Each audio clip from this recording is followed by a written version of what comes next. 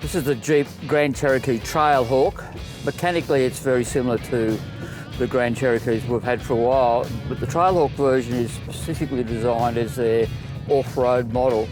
What differentiates this car from its siblings is more underbody protection, rear locking differential, a different front fascia which improves the approach angle, got a couple of recovery hooks at the back, and you've got all-terrain tyres on 18, so the package is optimised for off-road use. We've always liked this car before. In fact, early iterations of this car has won 44 of the year a couple of times.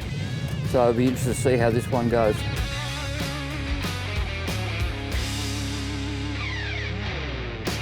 Yeah, the Jeep has become a bit of a grandfather's axe now. The platform's been around for close to 10 years.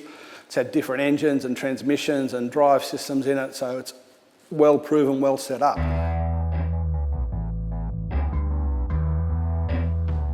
The traction control system works really well and the thing is very capable off the road. It's just very exciting to watch when it is off-road because it doesn't have that wheel travel so much.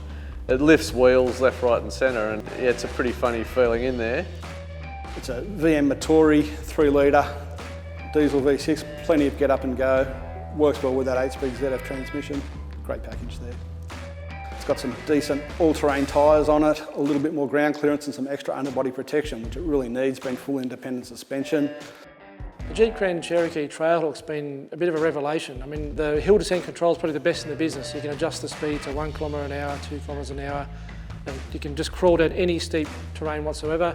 And the same going uphill. You put it in the automatic sort of mode and it'll just crawl itself uphill at any speed you like and lifts its wheels quite a bit because it's independent suspension front and rear and air suspension, but it still gets up a hill without too much drama.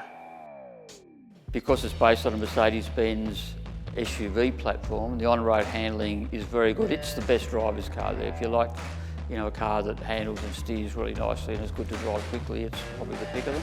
The wheel travel for off-road's not great, so it's a bit bumpy and rough off-road, but the chassis electronics are really well resolved, so it'll get you where you want to go, but perhaps not as comfortable as other cars.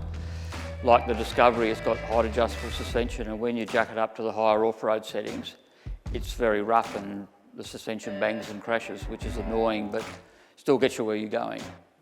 I sat in all the cars as a passenger when we were down at the proving ground, and I found the Jeep probably had the best seats for the whole event. Even though that harshness was there, it was probably the easiest car to ride in as a passenger. The steering's superb, really light at low speeds and well weighted at faster speeds. That's one of the new features on the Grand Cherokee this year is the electronic power steering, and they've calibrated that really nicely. Yeah, it's very good.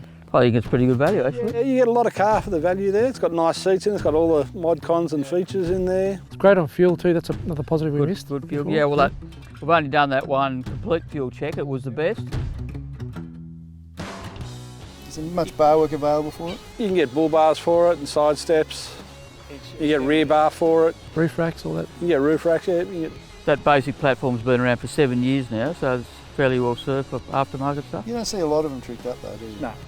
The other thing is it's got a decent sized fuel tank, which is getting rarer and rarer with new four-wheel drives. 93 litres, and with the economy, it's very good. It's got the best touring range here. Yep, like you said, if you're going for a few weekends away, chuck the kids in the back, go fishing, camping, whatever, and drive the rest of the time around the city, it's good for that. Good tow car, 3,500 kg towing capacity, and heaps of power and torque to tow. Probably one of the best towing vehicles here in this group.